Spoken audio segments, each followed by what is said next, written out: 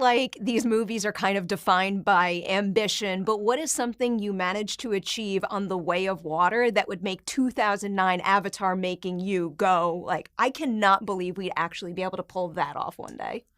I think where we really got to on this movie is about the close-up.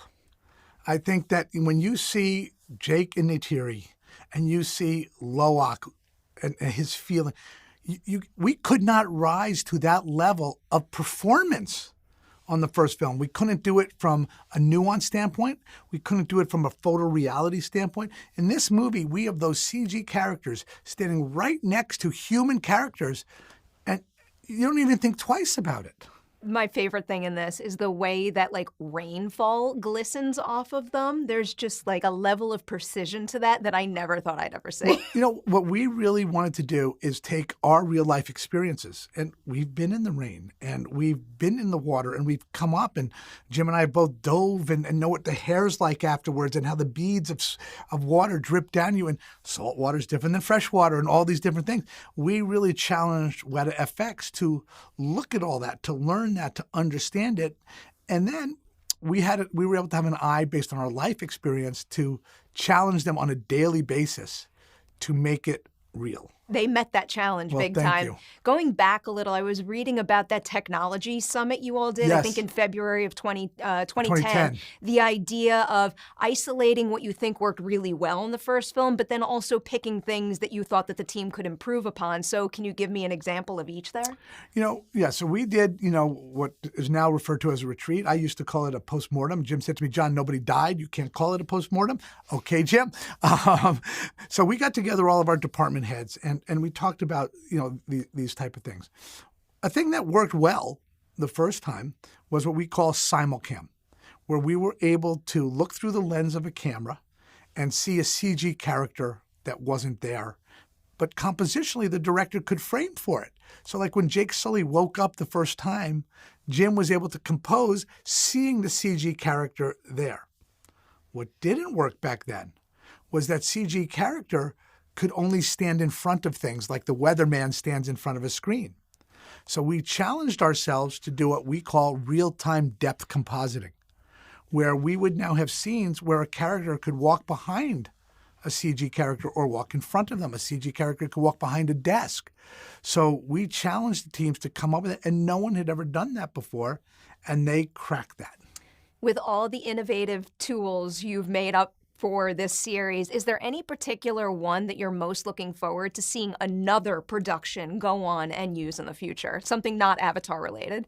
Look, I think it's something that relates to what we just talked about, something that relates to the depth compositing, something that relates to the simulcam.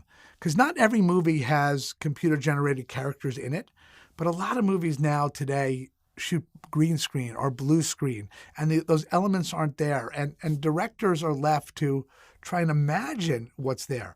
Our tools allow others to see what would be there, and we don't want ownership over these. We want these tools to become ubiquitous so that more and more filmmakers do use them. You changed the game for the industry. I really could never have imagined you upping the level of the technology in this movie as much as you did, and the thought of this affecting movie making and that craftsmanship in general is just mind-blowing to me. I think what you just touched on, I hope that it unlocks a door that other filmmakers now really believe if they dream it, they can do it. Because I want to see those movies. I want to experience those movies. Don't be limited by what you think can be done. If you dream it, it can be done. It does genuinely feel like that when you watch this film. Looking ahead a little, I know James has said that at some point in the future, he would be open to passing the directing reins over to another filmmaker. I have a hard time I know there's wonderful filmmakers out there. I have a hard time imagining anybody else on this planet directing an Avatar movie than him. Do you think that's a real possibility, or will it likely not happen? Look, I think those are two different questions, right? I do think it's a possibility because I think you would have said the same thing when Jim wrote his draft of Alita Battle Angel. That Jim's never going to give this up for someone else to do. And we found a director who wanted to continue with what our vision was of the movie and allowed us to create a partnership with Robert where I was on the set every day with him. We edited the movie in Los Angeles. We were very much a part of the visual effects. So I think there are directors who can do that. And that was a great experience. I think Jim is saying it now because of that experience with Robert.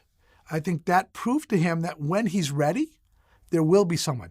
Do I ever think he's going to be ready? Not sure about that one. I think I'm believing that. I also feel like you have a whole lot of technology here that would serve an Alita sequel well, because I know the talk for that is never going away, ever. People will always want another one of those. No one more so than we do. We want to do it, but we're also the type of people, we give 110% of ourselves to whatever we do. It's not something we could have focused on in the midst of Avatar Way of Water. It's something that a couple weeks ago I was talking to Robert.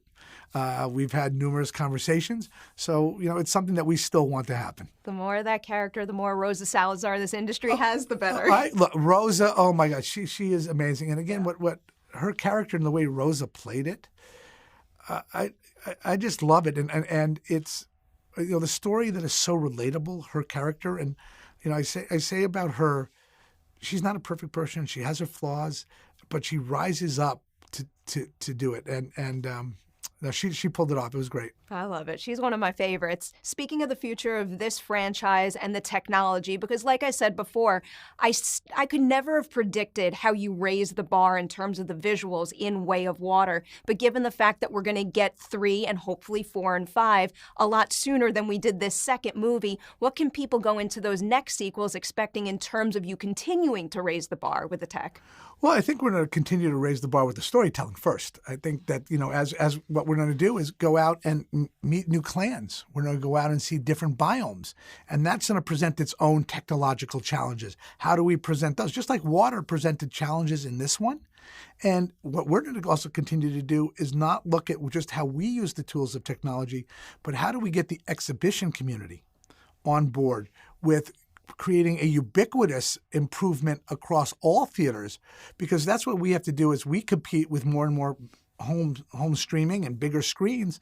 It's not just what the content we create, it's a partnership with exhibition. I harped on the tech a lot here, but one of my favorite things about the movie, you'll see it in my tweet later, is that all these incredible visuals always feel like they're in service of character and storytelling first and foremost, beyond just having a pretty picture for us to look at. And I appreciate that. Well, no, thank you. I mean, that is our whole focus is on that. And if somebody says, what are you trying to do in any moment? It's to create an actor-director-centric process that allows an audience to experience Kate Winslet, Stephen Lang, Sigourney Weaver, Britton Dalton, Took. Britton's so great. I mean, look, I sit there. Margie Simpkin, our casting director, did a phenomenal job. Even Jamie Flatters, and how he underplays his big moment and, those type of things. I love it.